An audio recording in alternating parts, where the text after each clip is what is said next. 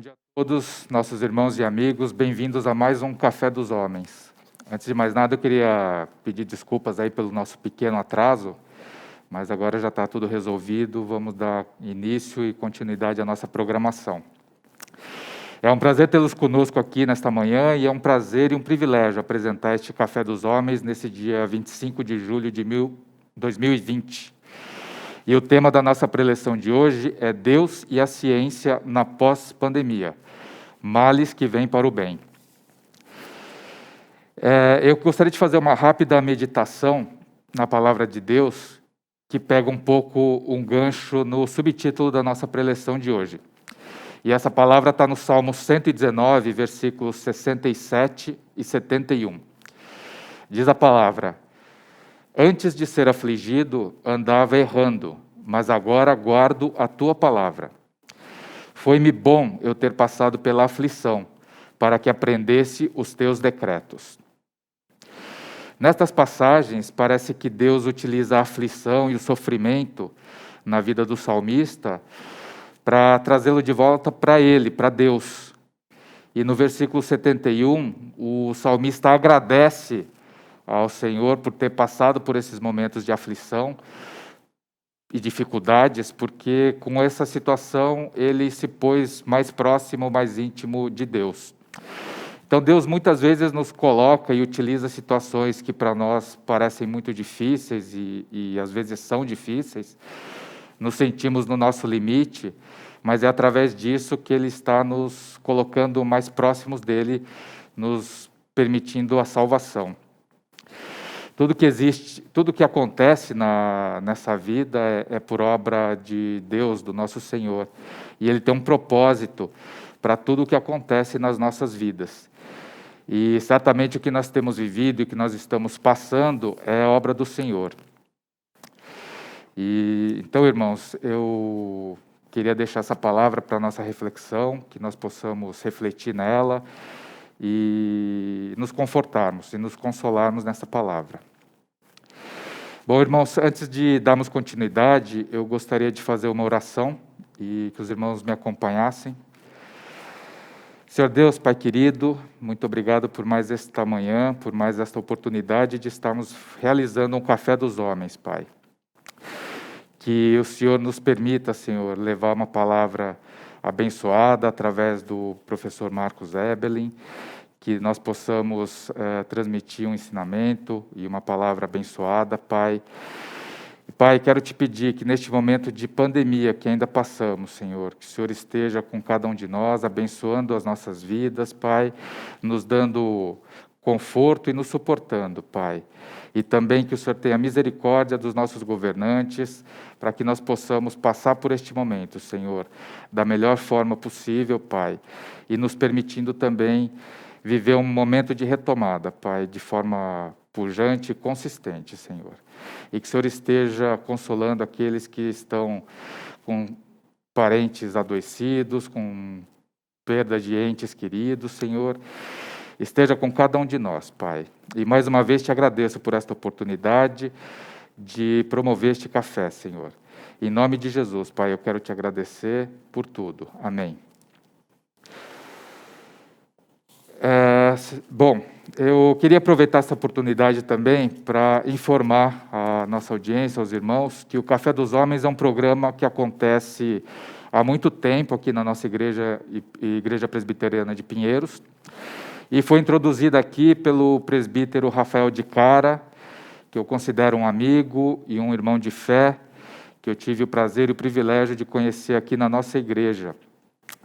E eu quero dar a ele as nossas felicitações, porque ele cumpriu o aniversário neste mês de julho. Então, seu Rafael, que Deus te abençoe, que o senhor esteja bem, em paz, com a saúde preservada. Um forte abraço para o senhor, para a dona Berta, para os seus filhos, que Deus o abençoe. Bem, nesse período da pandemia, nós temos tido a oportunidade e a graça de realizar o Café dos Homens quinzenalmente. Originalmente, esse programa acontecia mensalmente, no último final de semana do mês, E com o advento da pandemia, nós tivemos essa oportunidade, a graça de fazer o evento quinzenalmente e agora intercalando com o MENAP. Para quem não sabe, o Café dos Homens é promovido pela UPH, União Presbiteriana dos Homens, da nossa igreja de Pinheiros, que também promove o MENAP. O Café dos Homens ele tem temas abrangentes e muitas pessoas, não somente homens, mas também mulheres, participam e prestigiam o evento.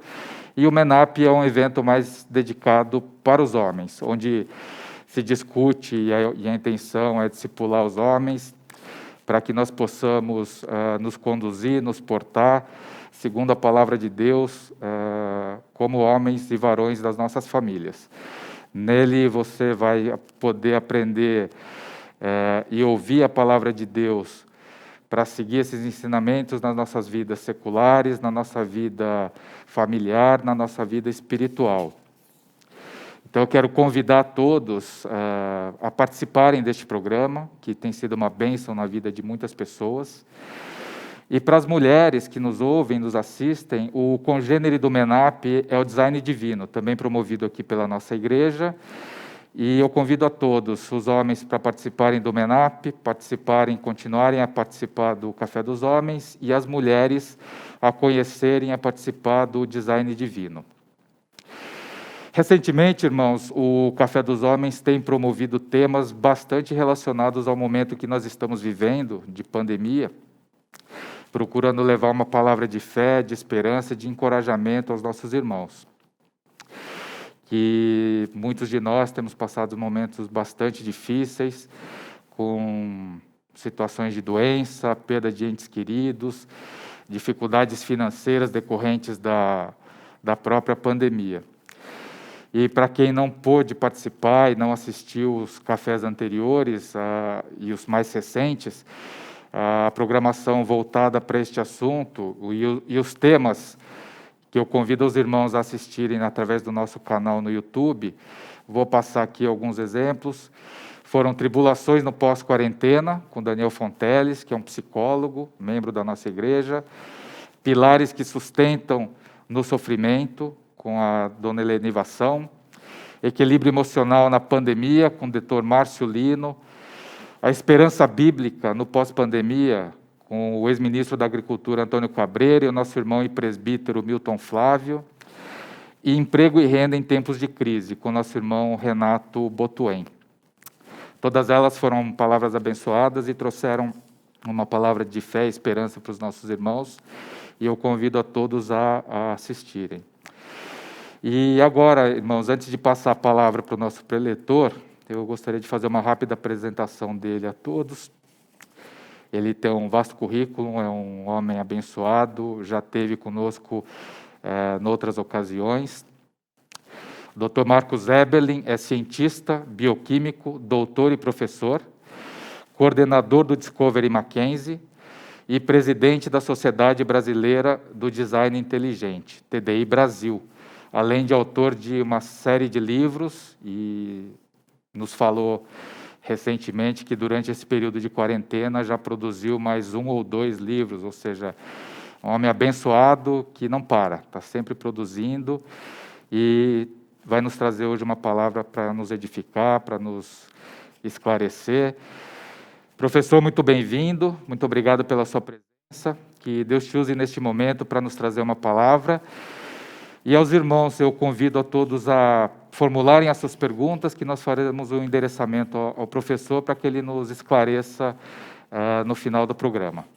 Professor, a palavra está com o senhor. Deus abençoe. Bom dia a todos, é um grande privilégio estar com vocês mais uma vez, e principalmente falando importante, né? Ciência na pós-pandemia. Males que vêm para o bem. A gente sabe pela palavra, né, que no mundo tereis aflições, mas tende bom ânimo, porque essas aflições normalmente trazem também benefícios. Deus tem um propósito em todas as coisas. E eu vou falar sobre esse benefício entre a relação de Deus com a ciência.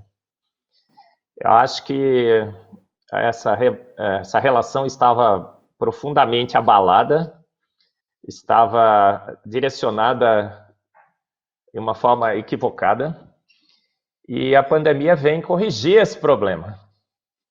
Então nós vamos falar sobre essa relação em 3 fases, como a Covid.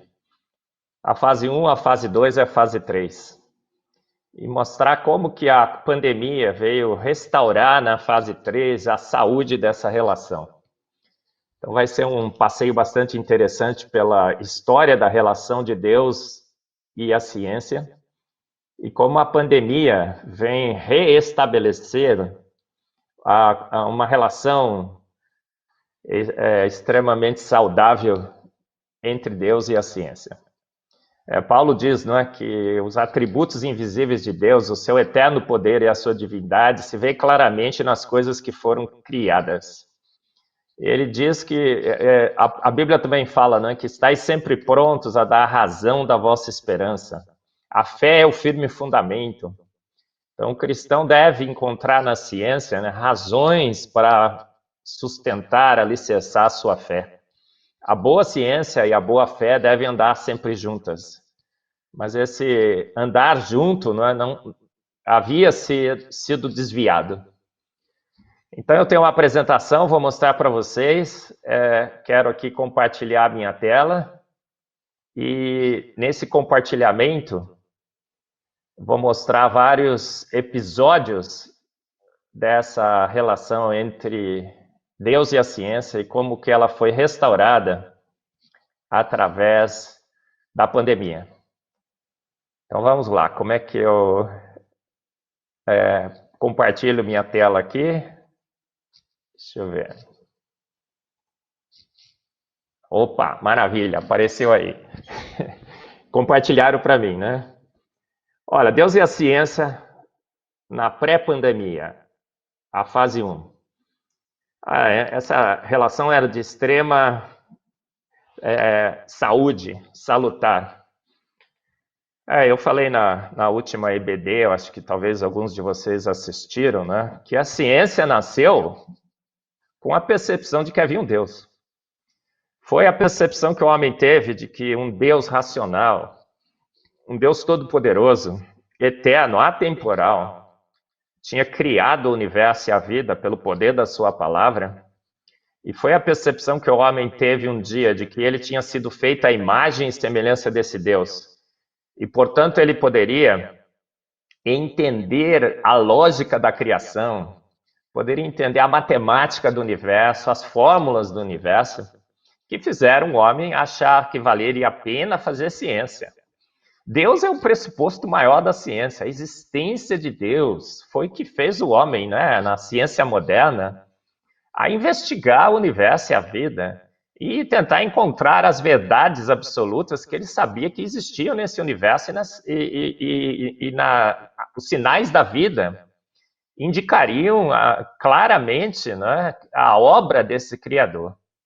Então, olha só que coisa interessante. A gente fica achando, né, como eu falei na IBD, de que cientista bom é cientista ateu, que o ateísmo sempre dominou a ciência. Pelo contrário. A ciência nasce com a percepção de que havia um Deus e que fomos feitos à sua imagem e semelhança. Então, essa fase 1 é fase de grande saúde. Mas o que acontece no próximo slide, né? Toda vez que eu fizer assim, né, a gente vai trocando. Isso. Essa percepção, né, de que havia um Deus, ela passa a ser perturbada com o desenrolar dessa relação entre Deus e a ciência. Então, no próximo slide, se a gente conseguir tê-lo aí.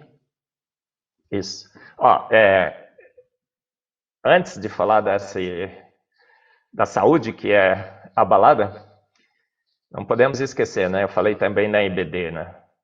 Os pais da ciência eram homens que criam em Deus, que entendiam que Deus existia.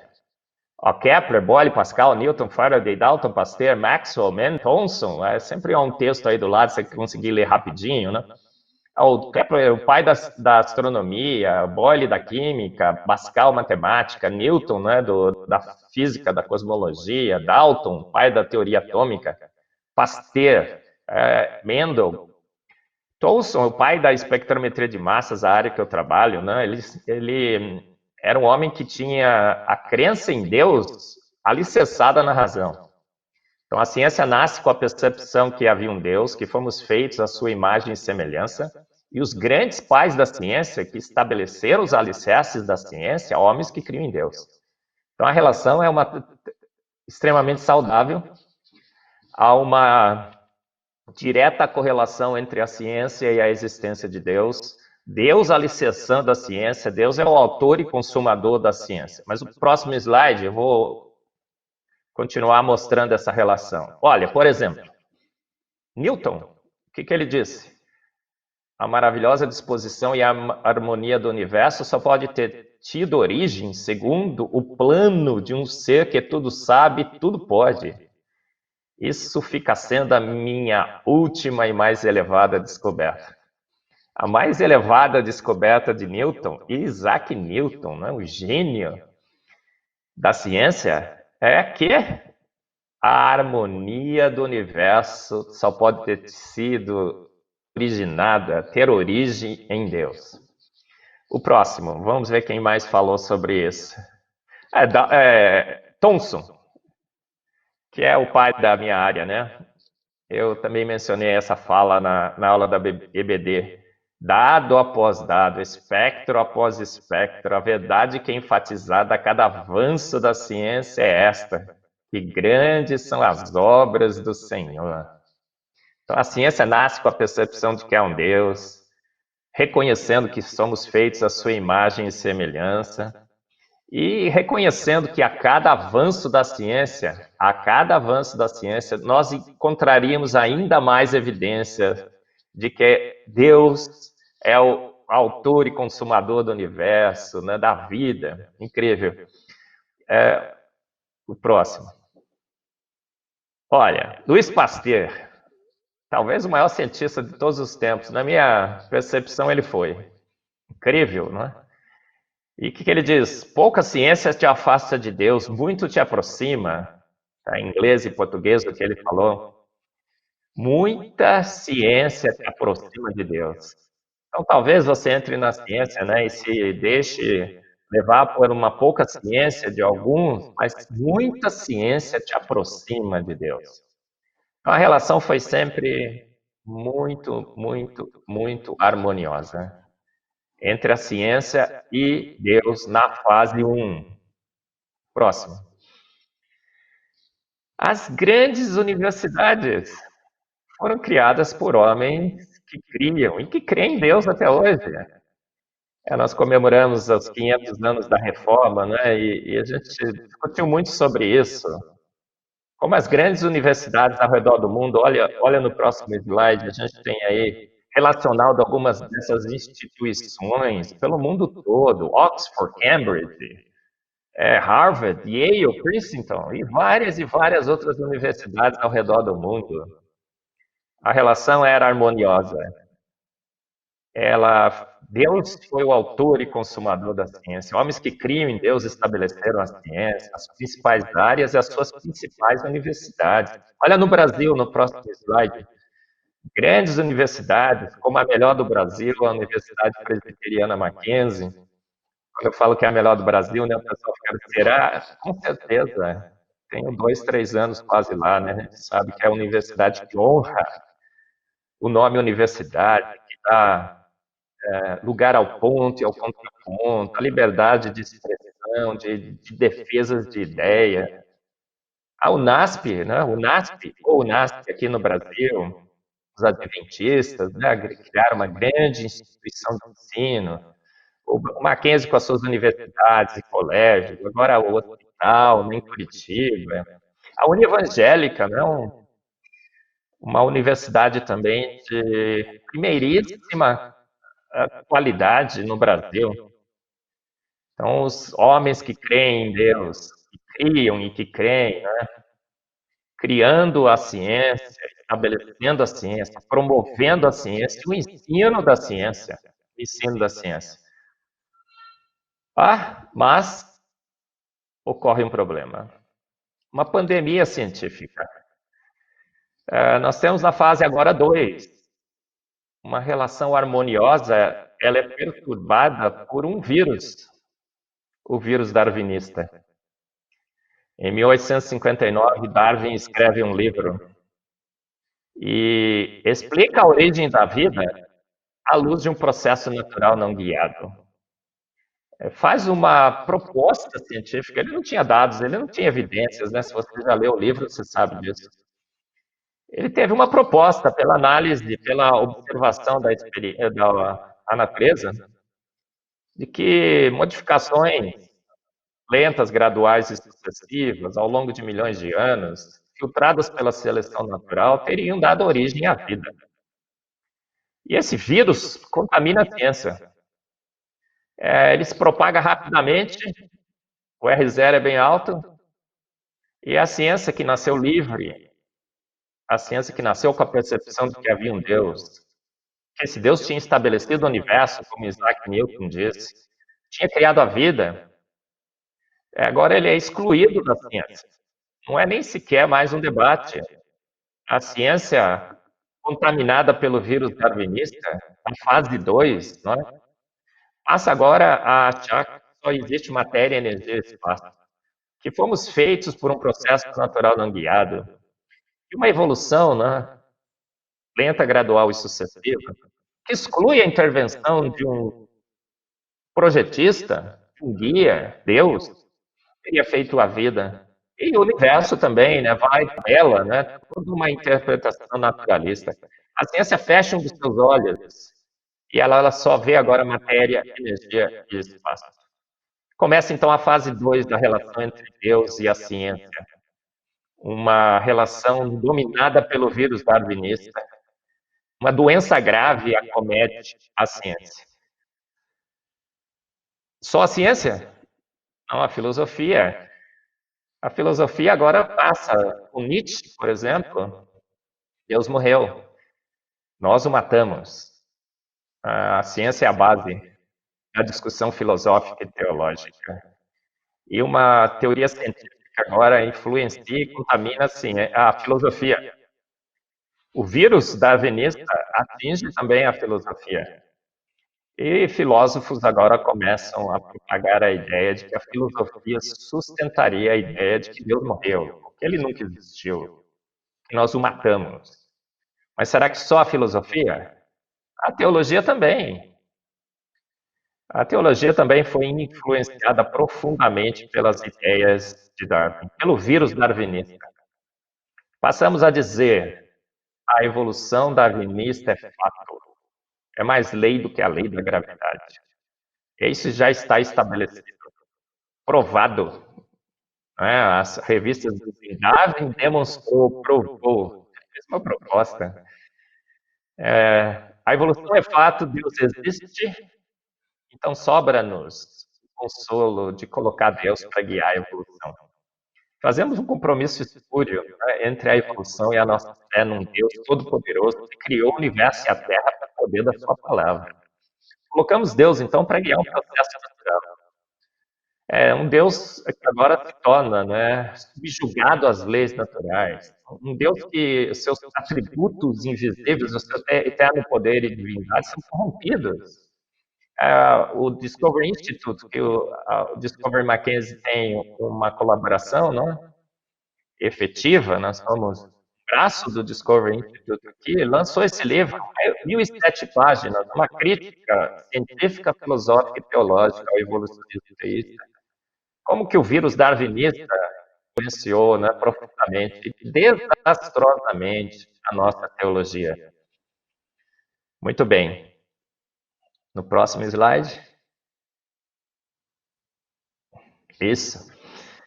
Aí a evolução, o vírus darwinista também causa grandes problemas.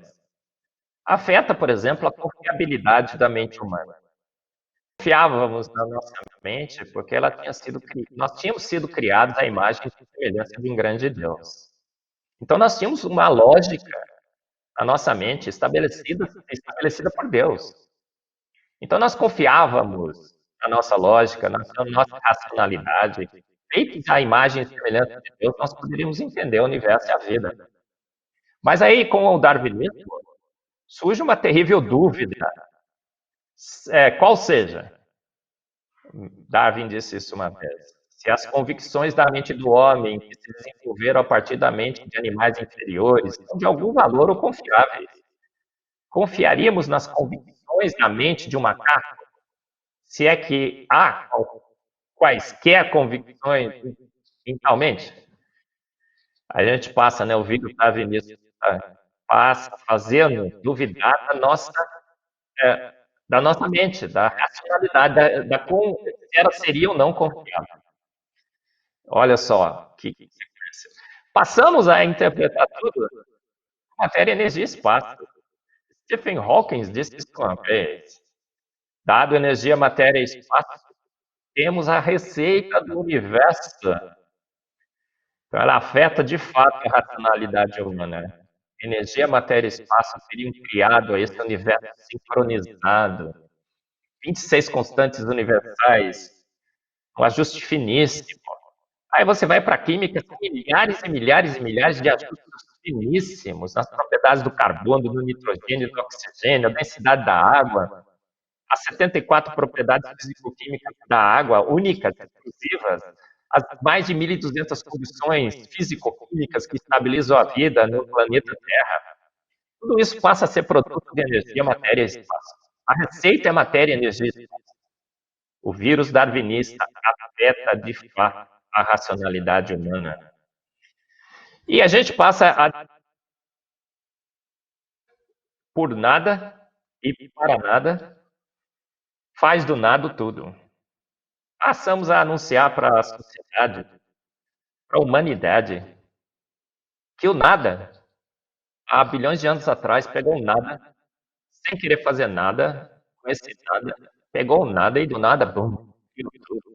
A antimatéria some, a matéria a gente não acha, 96%, a matéria escura é o grande saci-pererê da ciência, tudo não funciona no método, no modelo, a acreção, né, de partículas jamais formaria planetas sólidos, a gente acha o planeta Terra com água que não deveria ter água, a Lua do lado do planeta Terra que não deveria estar lá, e tantos outros problemas, mas a gente passa dentro da receita que o vírus darwinista nos leva a concluir, a gente diz que isso é mais fato, né, do que a lei da gravidade.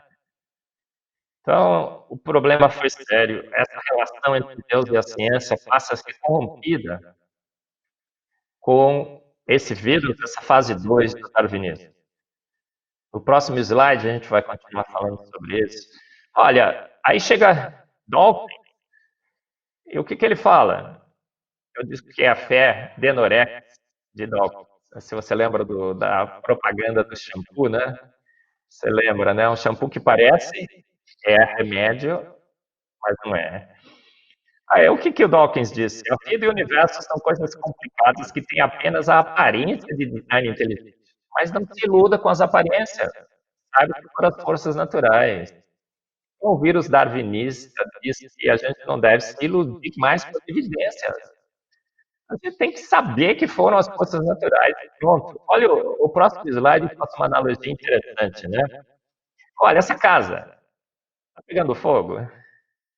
Segundo Dawkins, você não deve se iludir com as aparências de fogo. Eu prefiro, então, a sabedoria do povo, né? O povo diz que onde há fumaça, há fogo. Onde há fumaça, há fogo. Mas o darwinismo, né, e o naturalismo filosófico fazem pensar, olha, não se iluda com as evidências. Saiba que foram as forças naturais. Saiba que foram as forças naturais. E a gente continua, né? Olha o próximo slide. Agora, o vírus darwinista nos torna primos de chimpanzés.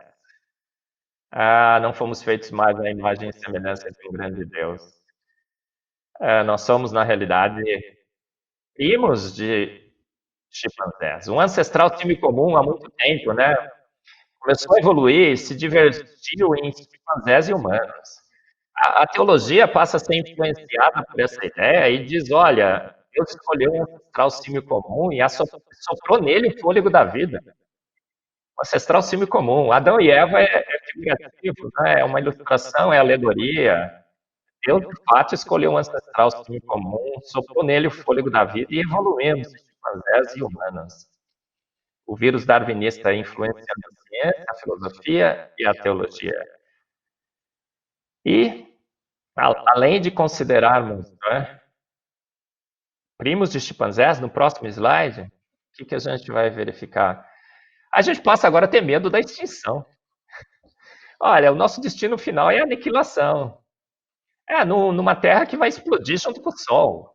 Outro dia fizeram uma simulação da estabilidade do Sol e disseram que ele vai ser estável por 5 bilhões de anos, mas em 5 bilhões de anos ele vai aquecer e vai explodir, né, como toda estrela do seu tamanho.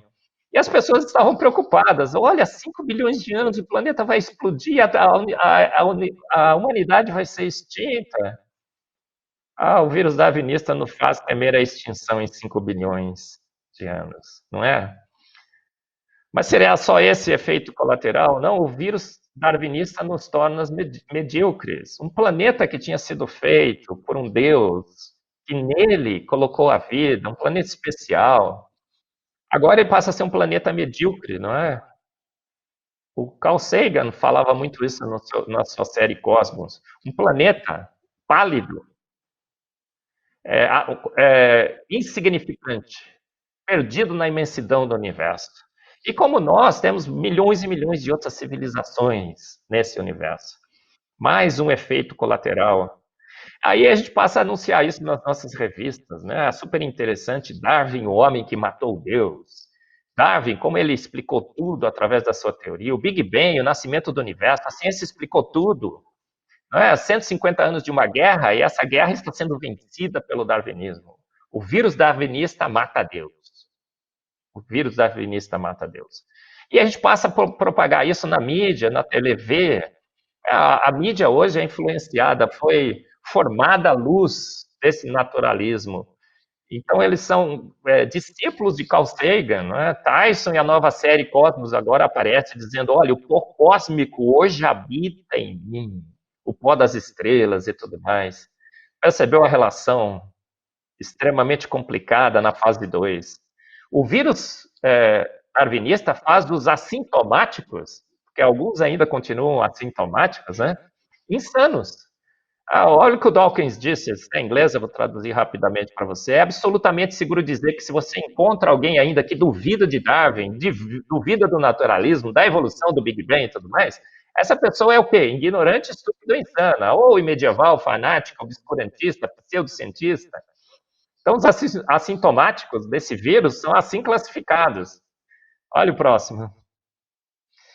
E aí os efeitos colaterais são terríveis. São muitíssimos, não é? Olha, raças, agora temos raças superiores e inferiores, temos órgãos vestigiais, somos um ferro velho ambulante. A infidelidade e o estupro é preservação da espécie. Síndrome de Down, aborto, devemos abortar. O homossexualismo é gene gay. O suicídio agora, porque agora não temos mais uma esperança futura, né, de um porvir, de um Deus todo-poderoso que restaurar todas as coisas. Qualquer problema, para que continuar vivendo, né? O valor da vida passou agora, seja feliz, você não tem mais princípios e valores. Vamos falar rapidamente sobre esses efeitos colaterais, né? Olha, essa é uma frase de Darwin, no seu livro, é o segundo livro, né? The Descent of Man. Ele diz, olha, eu não vou ler todo, mas ele diz o seguinte, no futuro as raças inferiores serão eliminadas e as superiores serão preservadas. E o racismo, então, que sempre existiu, eu sei, mas agora passa a ter uma fundamentação científica. Ela agora é defendida à luz da ciência. Olha que fase 2 terrível que estávamos passando, não é? Os pigmeus passam a ser espécies inferiores, formas transicionais que ainda estão entre nós, né? Eles são pequenos assim, provavelmente pelo baixo incidência de ultravioleta nas florestas, que diminui a vitamina D, né? Você sabe da importância da vitamina D nessa pandemia e tudo mais. Só os pigmeus? Não, os aborígenes australianos. Olha, eles foram caçados por esporte. Crianças foram retiradas da sua família para embutir neles todos os conceitos da sociedade moderna, né? Os aborígenes sofreram demais com esse conceito científico. Human Zoos, tem um documentário do Discovery Institute que eu gostaria que todos assistissem. Você entra na internet, no Google, você vai achar. O que aconteceu nesse Human Zoos? Vamos ver os próximos slides. Gente, pigmeus foram trazidos da África, vários outros povos que eram considerados como formas transicionais, numa exposição no início do século XX, foram colocados ali em disposição pública, um display da evolução. Otabenga era um menino naquela época, estava nessa exposição. Olha a foto, né? Todo mundo ali cercado naquele Human Zoo, um zoológico de humanos. Racismo, não. Um display da evolução. Uma demonstração de como teríamos evoluído numa feira de ciência internacional. O Otabenga, né, sofreu problemas seríssimos. Ele veio como menino, voltou para a África, era um pigmeu. Depois o evolucionista que era responsável pela exposição o trouxe de volta e ele ficou por alguns anos num zoológico em Nova York, sendo exposto junto com animais e chimpanzés numa cela. Incrível, né? O Otabenga acaba se suicidando. Ele não aguentou, não suportou essa situação. O nazismo, quem estuda isso sabe muito bem, né? Hitler estudou as obras de Darwin na prisão. A Haeckel, né, o Bulldog, também influenciou profundamente o nazismo, a eugenia de Hitler. Não só em Hitler, na Alemanha, mas também nos Estados Unidos, no Brasil. Essa eugenia se propagou por todo o planeta. A ideia era a seguinte, que a gente estava atrapalhando a evolução eliminava o mais fraco, mas agora o homem adquiriu consciência e agora está atrapalhando a evolução. Então a gente deve, então, colaborar com a evolução, eliminando o mais fraco. E a gente sabe, né, a melhoria da raça ariana, pela eugenia, todos os problemas, né, perseguiram ciganos, judeus, homossexuais e deficientes. Olha os efeitos colaterais profundos, né? O próximo. Agora nós somos mais, menino não veste mais azul, menina não veste mais rosa. Somos multicoloridos. É uma ideia que encontra sua raiz e a sua fundamentação no darwinismo, nesse vírus darwinista que contamina a nossa sociedade e a nossa relação entre Deus e a ciência. Saiu um artigo, né, alguns anos atrás, um livro foi escrito, né, A Biologia do Estupro. É uma forma, né, de seres perpetuar a sua espécie quando eles não são muito eficientes, né, em encontrar um parceiro. O suicídio é a principal causa de morte entre os nossos jovens. Aumentou muito na pandemia também. A desesperança, não há um Deus, eu sou um fruto do acaso, o meu futuro é a aniquilação. Se eu estou sofrendo, para que eu vou continuar sofrendo? Não há motivo no sofrimento, não há intenção, não há propósito, como nós sabemos muito bem que há, não é? Outro efeito colateral dessa relação. Olha, essa foi muito interessante. A atriz Michelle Williams, quando ganhou a premiação do Globo de Ouro, ela disse: olha, ainda bem que eu fiz um aborto. E esse aborto permitiu que eu continuasse na minha carreira. Olha só, né? Seres que foram orientados por Deus, crescer e multiplicar, encher a terra, case, tenha filhos, a quantidade maior possível. Agora estão atribuindo ao aborto o sucesso da sua carreira. Os efeitos colaterais foram terríveis. O aborto, né? Você aborta para ter sucesso na sua carreira.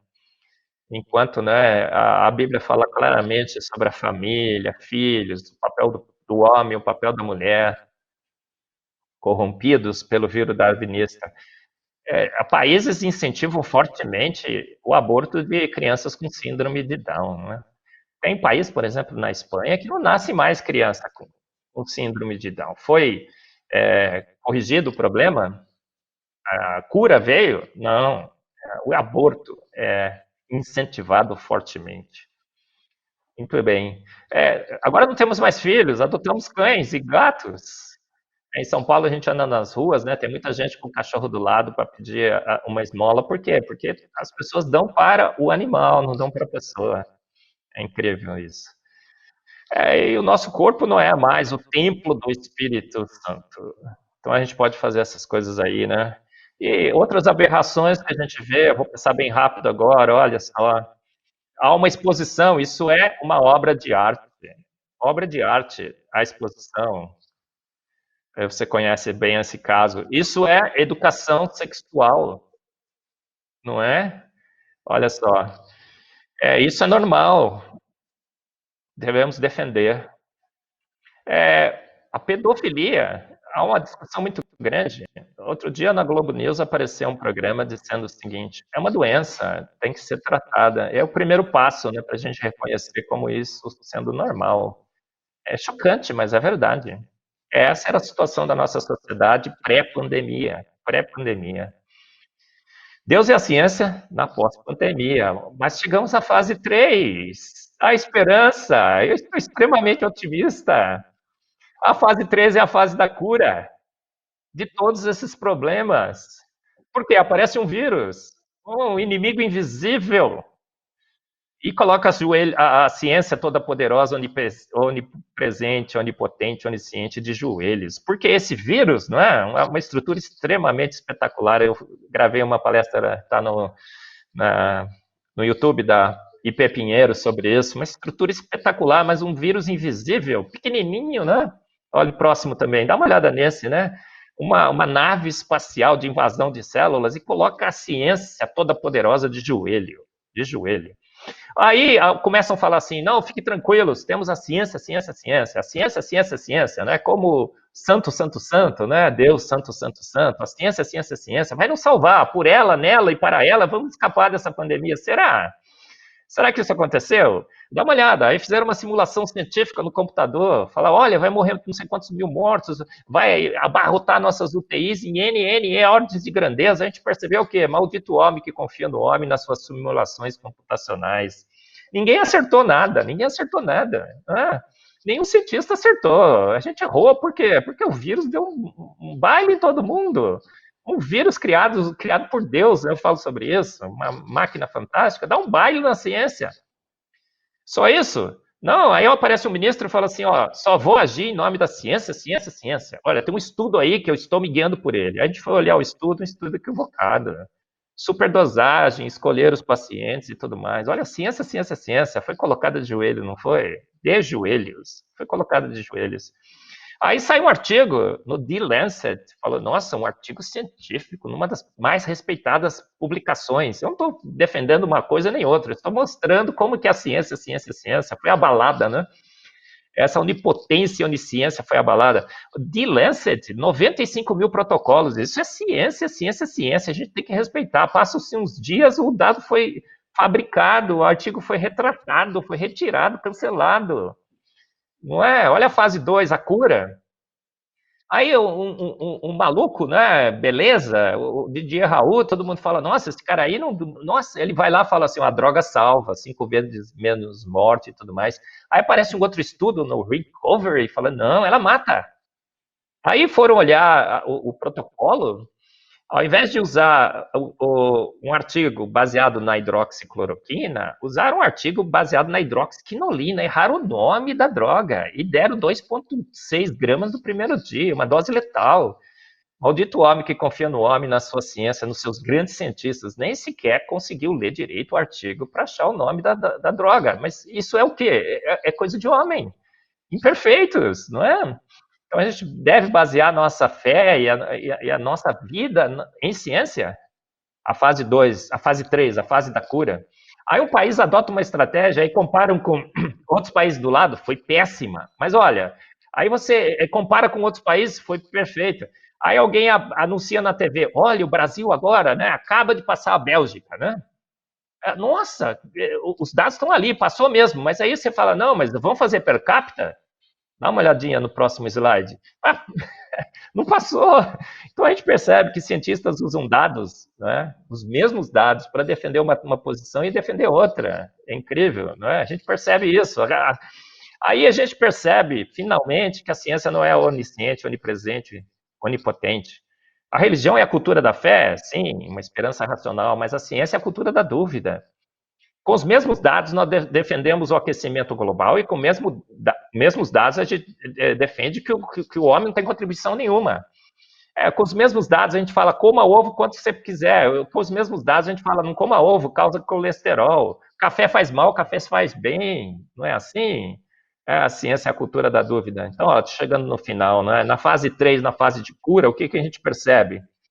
Assim diz o Senhor, maldito o homem que confia no homem, que coloca na sua ciência toda a sua confiança. Não é? A ciência é magnífica, eu não estou dizendo que ela é ruim, ela é muito boa, ela contribui para o homem de vários, mas ela não é a fonte segura, o guia seguro, né? Onde você deve depositar a sua fé e a sua confiança. Porque a Jeremias já dizia isso, maldito o homem que confia no homem e faz da carne o seu braço e aparta o seu coração do Senhor. Uma ciência que tinha se apartado do seu coração do Senhor. Mas em Jeremias também, 17:7, fala: bendito o homem que confia no Senhor e cuja esperança é o Senhor. Incrível, não é? Ciência, ciência, ciência, por ela, nela e para ela, não havendo sábia direção, toda a nação é arruinada. O que a pode restaurar é o conselho de muitos sábios. E se o meu povo, que se chama pelo meu nome, se humilhar e orar e buscar a minha face, se converter dos seus maus caminhos, então eu ouvirei dos céus, ou eu ouvirei dos céus, e perdoarei os seus pecados e sararei a sua terra. Qual teria sido a melhor estratégia? Dobrar os joelhos e pedir orientação de Deus. Não clamar pela ciência, ciência, ciência. Não é verdade? Eu não tenho dúvidas sobre isso. E aí, no final, a gente descobre que, na realidade, a ciência nos salvou do coronavírus? Ou está nos salvando? Não! Quem está nos salvando do coronavírus, 99,9% da população mundial, é nosso sistema imunológico, que Deus já colocou em nós, para nos proteger. Ele já sabia que ia dar problema com as mutações e tudo mais. Colocou em nós o sistema imunológico. Então, quem está nos salvando não é a ciência, a ciência é Deus. É Deus pelo sistema imunológico, né? A imensa maioria das pessoas será salva pelo sistema imunológico, nem sequer vai ter sintomas, quem tiver vai ser fraco, né? Pastor Arival, né? Não teve nada, o sistema imunológico, pastor Arival, te salvou, Deus te salvou, né? A gente percebe que Deus está nos salvando, Deus está nos salvando com o nosso sistema imunológico. E se a gente morrer, você está preocupado? Porquanto, para mim, o viver é Cristo e o morrer é lucro. E a gente aprende, né, que se confiamos em Deus, se vamos aqui, como o pastor Arival, que tem uma grande obra, né, é porque o viver é Cristo, mas se Deus nos levar, vamos estar andando em ruas de ouro com o nosso Mestre Jesus. Como é bom confiar em Deus e não confiar na ciência, né? Nosso destino final é a aniquilação naquele universo congelado e exaurido ou explodido pelo sol. Aprendemos que a fé em Deus, né, dá um boost no nosso sistema imunológico, a gente está mais pronto para nos precaver das doenças. Então, quem nos salvará do coronavírus? A ciência ou Deus? Deus, o autor e consumador da boa ciência. Bom, ainda temos homens feitos à sua imagem e semelhança, trabalhando nos laboratórios, tentando desenvolver novas drogas, novos protocolos, vacina e tudo mais. Então, 99% da população será salva pelo que já Deus colocou em nós e um pouquinho mais pelos homens feitos à sua imagem e semelhança que estão trabalhando nos laboratórios. Incrível, né? Milhões de mortos na pandemia, a gente aprende que, na realidade, se é vida, vida, vida que a gente quer preservar, a gente deve trabalhar de novo com essa questão do aborto, porque milhões e milhões de crianças são mortas, né, saudáveis no ventre das suas mães, por uma ideia equivocada. O suicídio, quantas pessoas estão morrendo, né, saudáveis, sem esperança num grande Deus. Sem esperança num grande Deus. Então, vamos concluindo, né? Café dos homens. Deus e a ciência na pós-pandemia. A cura veio. Percebemos claramente que nós temos que confiar em Deus. A ciência é boa, é magnífica, mas Deus é o autor e consumador da ciência. Deus está no nosso lado, nos salvando e tudo mais. Há males que vêm para o bem. E esse bem é muito claro para mim, né? Restabelecendo a relação harmoniosa entre Deus e a ciência. Deus é de longe o grande vencedor dessa pandemia. Ele salvou 99,9% e o resto pelo. E quem ele levou é porque ele quer levar para Jerusalém celestial, andar com seu mestre Jesus. Quem é o grande vencedor da pandemia? Nosso Deus. E é por isso que eu prevejo, né, estou prevendo aqui um grande reavivamento para a igreja na pós-pandemia, que a base científica que estava corrompida foi corrigida, foi sarada, o vírus darwinista foi abalado, né? Hoje nós temos uma imunidade contra esse vírus. Deus foi o grande vencedor da pandemia, não tenho dúvida nenhuma sobre isso. E a reforma protestante do design inteligente, né, que mostra de novo para a academia que fomos feitos prontos, né, também terá um boost pós-pandemia. A previsão é que o design inteligente cresça ainda mais, ainda mais. Muito bem. Conclusão, a ciência é magnífica, mas não é onisciente nem onipresente. Deus é o remédio e o guia seguro. Deus é o autor e consumador da ciência. A fase 3 é um reencontro de Deus com a ciência e com a sociedade. É isso que eu prevejo e vejo já. Quer saber mais sobre o design inteligente? Né? Discover Mackenzie, www.mackenzie.br, Discover Mackenzie, esse núcleo fantástico da melhor do Brasil, a Universidade Presbiteriana Mackenzie, que faz o debate sobre as nossas origens. Felice na Sociedade Brasileira do Design Inteligente. Muito bem, olha, agora são 15 lições no curso Fiel de Liderança, se você quiser assistir lá também, tem esse curso, tá bom? Os livros, olha, o QR Code que eu acabo de receber do coordenador da editora agora, grave aí, dá um print na sua tela. Se você usar o hashtag Design Inteligente, você vai ter 20% de descontos nos livros da editora Mackenzie sobre o design inteligente, tá bom? E é isso aí. Quero agradecer a Deus pela minha família querida, que Deus tem preservado com o sistema imunológico, tantos que serão salvos por Deus. E agradecer a Deus pela pandemia. Há males que vêm para bem. Um desses benefícios é reestabelecer uma relação harmoniosa entre Deus e a ciência. Deus está restaurando para ele o que a ele pertence, a ciência. Ele é o autor e consumador da ciência. E essa base nova científica deve corrigir os problemas e os efeitos daquele vírus darwinista que foi abalado nessa pandemia. Deus é o grande vencedor da pandemia. E a relação harmoniosa entre Deus e a ciência deve ser restabelecida cada dia mais. Essa é a minha esperança, a minha confiança e a minha oração. Muito obrigado a todos.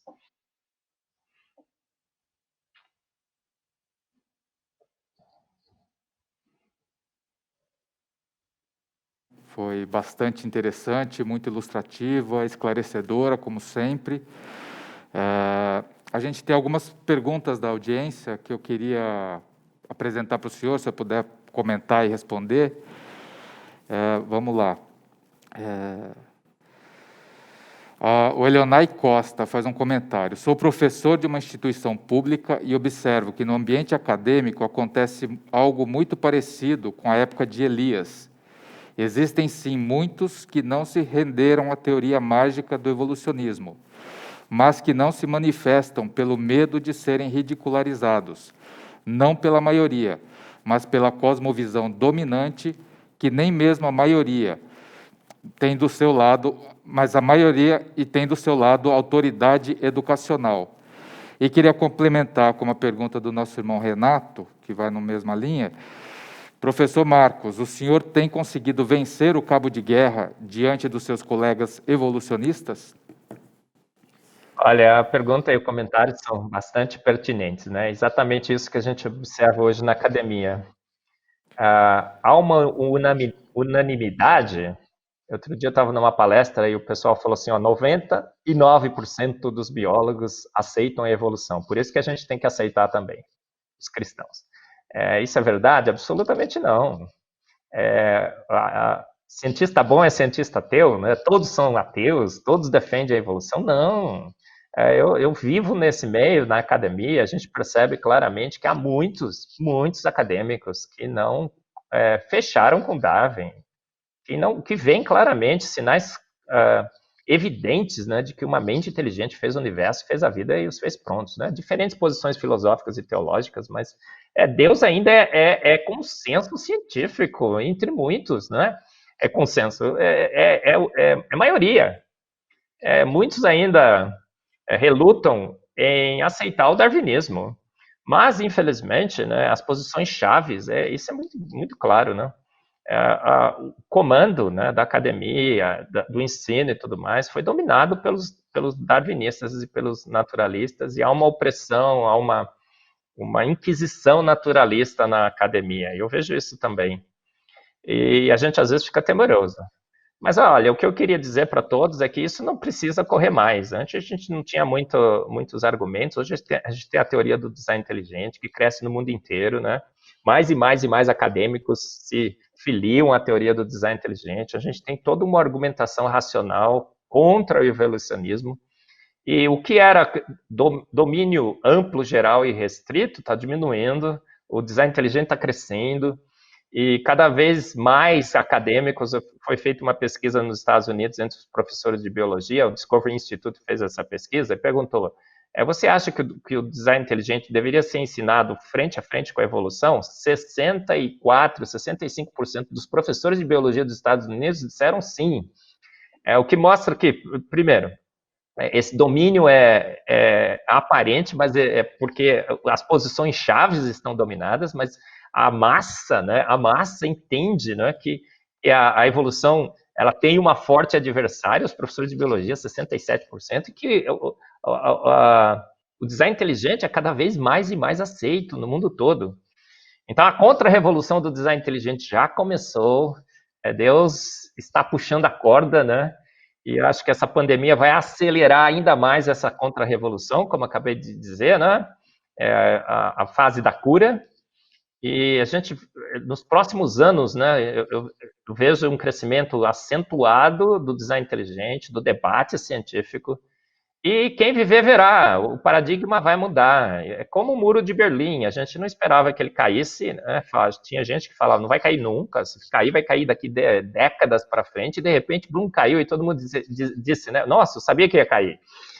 Então, esse consciente coletivo, né, de que esse domínio é superficial, um domínio que não reflete a maioria da academia, esse consciente coletivo já foi construído, ele está sendo construído cada vez mais, está sendo fortalecido, e quem viver verá uma nova revolução científica em que a boa e velha teoria de que fomos feitos prontos para uma mente inteligente, defendida pelos pais da ciência, retornará à ciência. Ótimo. Tem uma outra pergunta interessante aqui, professor.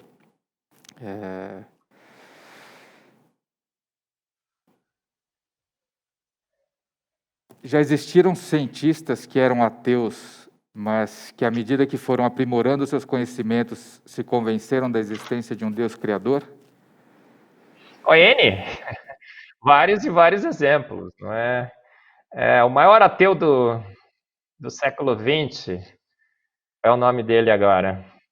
Ele publicou um livro, né? Um ateu que se converteu, Anthony Flew. Anthony Flew, o maior ateu do século XX, se converteu ao design inteligente, né? Não sei exatamente se a posição teológica dele como alterou. Ele era filho de evangélicos. Então, o maior ateu do século XX, Francis Collins, né? Eu acho que ele está num processo de conversão, tá? Porque ele ainda é evolucionista teísta, um dia ele vai se convencer do design inteligente. Mas Francis Collins, né? Vários ateus, né? A gente tem cada dia mais, por exemplo, no design inteligente, cientistas ao redor do mundo que declaram, né, o seu descompromisso com Darwin e o seu compromisso com o design inteligente. E quando a gente vai verificar, ele também assumiu uma posição teológica nova. Né? No Discovery Institute, a gente vê vários casos assim, cada dia mais. Então, muitos exemplos pelo mundo, né, de pessoas que já se declararam um dia ateus, né, e que estão, pelo convencimento científico, né, reavaliando as suas posições. Ótimo. Tem um um comentário aqui do Marcelo Zaldini, que ele fala: bom dia a todos. Professor Marcos, comente sobre as estatísticas da cosmovisão de ganhadores de prêmios Nobel no século XX. Marcelo, né? Marcelo é um dos nossos companheiros no Design Inteligente. Zaldini teve lá na Consciência Cristã. Ele é um dos palestrantes oficiais da nossa sociedade. Muito bem lembrado, né, Marcelo? Você falou para eu falar na minha palestra, mas não estava nos slides, né? Mas eu estava guardando para as respostas aqui. Essa eu falei também na IBD no domingo passado. É cientista bom, é cientista ateu? Não. A gente vê pelas estatísticas, né? 90% dos ganhadores de prêmio Nobel em toda a história do prêmio ou criam ou creem em Deus. 90%. Apenas 10% se declararam ateus. 90%. Os judeus, 0,2% da nossa população, ganhou 18% a 22% dos prêmios Nobel, depende da estatística que você vê. Eles têm 40% dos prêmios Nobel em economia, 0,2%. Então, Deus parece que honra os seus filhos e os que reconhecem na ciência a soberania de Deus. E os prêmios Nobel, né, a gente às vezes vê assim, olha, um grande acidente aconteceu, eu errei lá no meu laboratório e tive uma grande descoberta. Fiz uma grande descoberta. E a gente fica achando que foi o acaso que fez isso. Eu acho que não. Acho que não. Vou perguntar para Deus, né? Falar, senhor, quantos prêmios, daqueles prêmios Nobel que foram acidentes, o senhor dirigiu? Eu acho que ele vai responder que vários. Então, Deus dirige também as grandes descobertas científicas e parece que quando ele vai escolher para quem que esse acidente vai ocorrer, ele escolhe um dos seus. Deus cuida dos seus filhos. Então, jovens que estão nos assistindo, né, a ciência é domínio dos ateus, o professor ateu que vai tentar te convencer, eu estou aqui nesse semestre com a missão de desconstruir a sua fé, é um grande da ciência? Não, provavelmente não. Os grandes da ciência foram homens e são homens que creem, criam, creem em Deus. Eu sempre dou o exemplo do César Lattes no Brasil. Tem uma história muito interessante que eu acho que vai dar tempo de eu falar. César Lattes deveria ter ganho 2 prêmios Nobel, não é? Ele descobriu o meson pi, isolou, né? Foi incrível, mas tiraram o prêmio Nobel dele, 2 prêmios Nobel. E o César Lattes, uma vez, deu uma entrevista no jornal da Unicamp e perguntaram: você crê no Big Bang? Porque tem muito cristão que crê no Big Bang, né? Acha que Deus guiou o Big Bang e tudo mais, né? A gente gosta da teoria e basta aceitá-la. Ele falou assim: eu não dou bola para os cosmólogos, eu creio na Bíblia. Aí pediu para a repórter ler lá: no princípio criou Deus os céus e a terra, e haja luz e houve luz. Ele falou assim: Deus chamou pelo poder da sua palavra. E o que aconteceu com o César Lattes? Ele teve um problema de trombose na perna e iria amputar a perna. E a sua funcionária, a empregada da sua casa, era da Congregação Cristã no Brasil, falou para ele: César Lattes, você quer que eu ore para o meu Deus na minha igreja? Porque ele falou: olha, eu já vi todos os médicos e todos os médicos já falaram que eu tenho que amputar. Ela falou para ele assim: mas você não consultou o médico dos médicos, posso orar por você? Ela orou por ele, no outro dia a perna do César Lattes estava curada, ele nunca amputou a perna. Eu sei, eu conheço as pessoas que participaram desse evento, né, o que aconselhou o César Lattes e tudo mais. E aí o César Lattes passou a ir na igreja, a esposa era muito católica, então ele continuou no catolicismo com a sua esposa, né, passando a crer em Deus. E um dia ele chamou, tinha uma reunião de cientistas na sua casa, ele chamou a sua empregada e disse o seguinte: tá vendo essa mulher aqui? A gente se acha, né? Grandes cientistas, intelectuais e tudo mais. Quem sabe essa mulher? Quem sabe essa mulher? Porque ela conversa com Deus e Deus a atende. Olha que testemunho magnífico, né? Deus escolheu as coisas vãs do mundo para mostrar aos que se acham, né, que Deus é onipotente, onipresente, onisciente. E o maior cientista brasileiro era um homem que confessava crer na Bíblia, do Deus bíblico, porque tinha experimentado na sua vida, né, uma grande cura. Deus curou a sua perna. Então, eu acho assim muito importante essa demonstração de que os grandes cientistas, na sua imensa maioria, homens que criam e que creem em Deus, e a gente percebe, né, que a ciência tem Deus como seu autor e consumador, ele guia a ciência e ele privilegia, inclusive, os seus filhos, de alguma forma. Então, jovem, se você vai entrar na ciência, entre e saiba que vai ser uma forma de honrar e glorificar o seu grande Deus. E se você quer ganhar um prêmio Nobel, como todo cientista que deveria querer, né, sabe que sua chance é muito maior. Obrigado, professor. Tem uma pergunta aqui do nosso irmão Denis Cruz, que é presidente da UPH. Pergunta para o senhor qual que é o seu posicionamento quanto ao evolucionismo teísta. Acho que eu deixei bem claro, né, pessoal? Quem perguntou mesmo foi o Denis, né?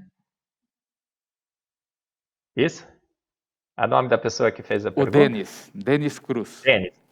Denis Cruz. Denis, eu deixo isso muito, muito claro. Em todo lugar que eu vou, em todo lugar que eu falo, porque eu acho que esse é um grande problema da igreja brasileira hoje, por exemplo. O evolucionismo teísta não é uma opção para a igreja. É uma posição que corrompe os atributos de Deus, né? Causa confusão entre os jovens. Ela vem para causar confusão e corromper os atributos de Deus. Então é péssima teologia, com péssima filosofia, com péssima ciência, que não deveria ser considerada uma opção para o cristão. Aquele livro faz uma crítica bastante enfática, né, das posições científicas, filosóficas e teológicas do evolucionismo teísta. O evolucionismo teísta nos diz que Gênesis 1 e 2 não é literal, que é alegoria, que a gente deve pensar, né, que Adão e Eva são figuras ilustrativas, né? Pô, aí destrói, né, vários fundamentos da fé cristã, a gente sabe disso, né? Adão e Eva. Jesus menciona Adão e o paraíso, né, e tudo mais. E aí ele transforma Deus, né, num Deus cruel, que teve que, por tentativa e erro, fazer a vida, né? Uma palestra que eu assisti de um evolucionista teísta que tenta colocar isso como uma opção para os jovens brasileiros e disse o seguinte: olha, Deus jogou Lego com a vida, ele fez e não gostou, fez e não gostou, fez e não gostou, por isso que tem várias formas transicionais registradas no registro fóssil. Não tem, mas ele disse que tinha. E por isso que Deus soprou o fôlego da vida no macacoide que foi evoluindo e tudo mais. Deus faz por tentativa e erro? Não, Deus chamou a existência pelo poder da sua palavra. E a gente vê exemplos claros disso na palavra de Deus, né? Jesus chega para Lázaro e fala: Lázaro, sai para fora. O poder da sua palavra, Lázaro é reconstituído, ele já cheirava mal. A mulher que vestia sangue toca Jesus na multidão e ele fala: senti que de mim saiu poder. E o poder foi restaurador imediato. Jesus transforma água em vinho. Então não faz sentido. É uma posição que nos faz nos render a uma teoria falida. Então o evolucionismo teísta, a evolução é fato, Deus existe, portanto Deus guiou a evolução. Não. O pressuposto número 1 cai, né? Nesse argumento, né? A premissa 1 cai. Por quê? Porque a evolução não é fato, é boato. E quando a gente põe Deus para guiar a evolução, Deus existe, mas Deus não poderia ter guiado a evolução. Deus é um Deus todo sobre... Deus é gente que faz, e faz bem feito. Eu sempre brinco, né? Que nem o cara do Bamerindos. É gente que faz. E a nossa experiência continuada e repetida com mentes inteligentes diz que mente inteligente, quando quer fazer, faz. E faz pronto. Henry Ford, quando quis fazer um carro, fez pronto. O Santos Dumont, quando quis voar, foi lá, bolou seu avião, tal, e foi lá e voou. Não foi lenta, gradual e sucessivamente ao longo de milhões de anos. Então não faz sentido filosófico, não faz sentido teológico, não faz sentido científico.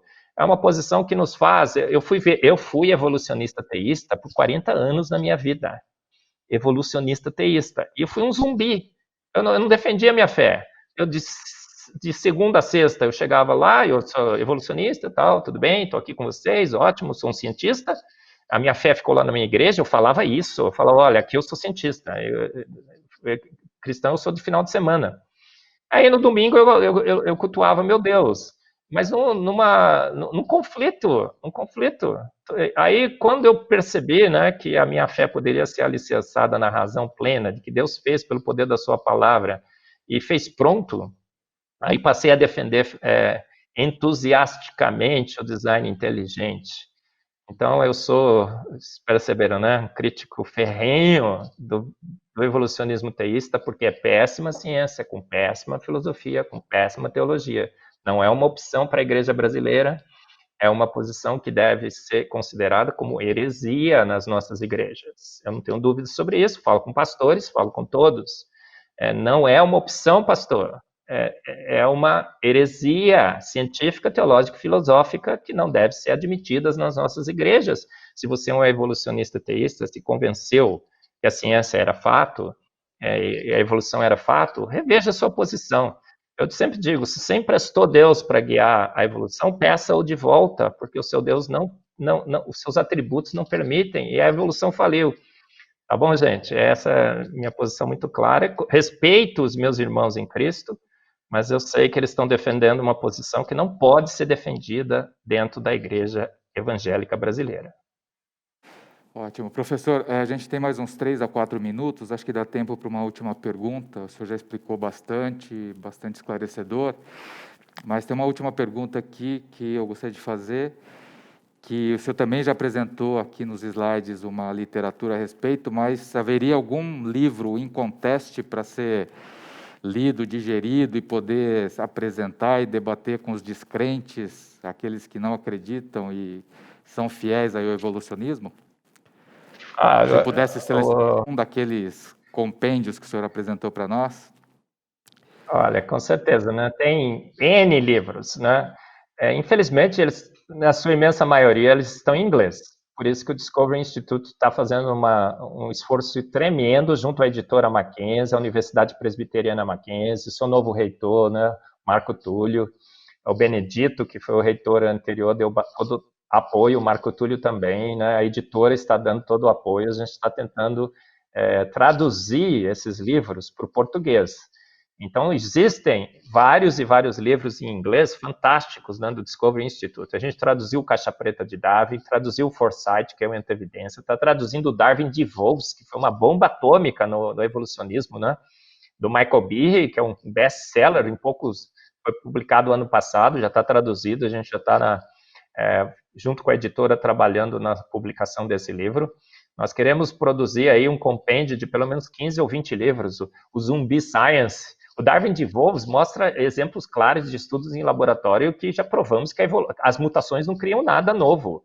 O Zumbi Science mostrando que as evidências que são usadas pela evolução já foram refutadas pela própria ciência, né? uma ciência zumbi.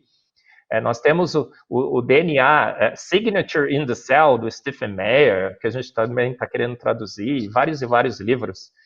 Então, a literatura é escassa ainda, mas a gente está produzindo pelo Discovery Institute, a Universidade Presbiteriana Mackenzie, sua editora. Tem vários outros livros também que você já pode adquirir, né? Agora, desse ponto de vista científico, né, o Discovery Institute nos Estados Unidos é campeão, né? É sempre uma linha científica, uma defesa racional. E a gente quer traduzir esses livros da melhor forma possível. Tem o Everton Alves, que já publicou a teoria do design inteligente, né? O Marcelo Zaldini, que acabou de fazer a pergunta, já escreveu um livro também.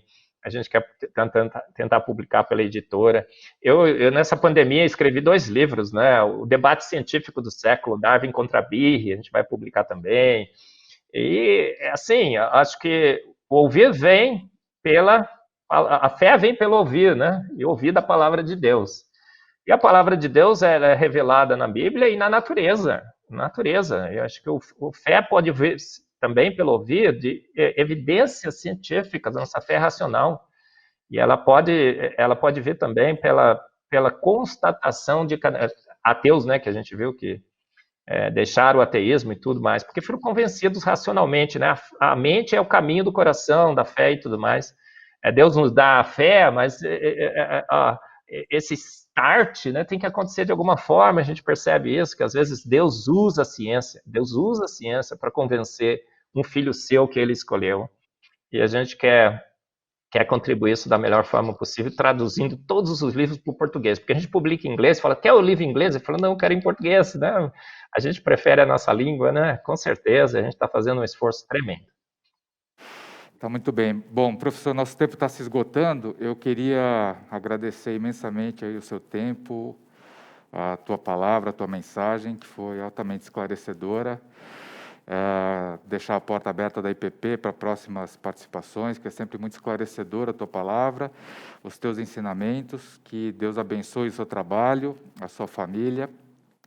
E quero agradecer a nossa audiência, os nossos irmãos, as perguntas que foram formuladas, e mais uma vez lembrar que todo esse material está disponível no portal do YouTube da nossa igreja. Vocês podem assistir, reassistir, enviar para os seus amigos.